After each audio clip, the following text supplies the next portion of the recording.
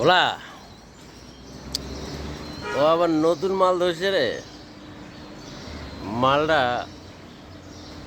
বেশি সুবিধা না, বুঝছো? কোনো ওই সালে এটা নিজে খারাপ কি, এই মাল ধরবো, ওই মাল ধরবো, ওই মাল ধরবো, এই মাল ধরবো, আর সবাই হাড্ডি তো কিছু নেই রে। তারপরে খালি মাল ধরছে। গাছের তলে বয়ে বয়ে দেখলাম, ঠিক আছে।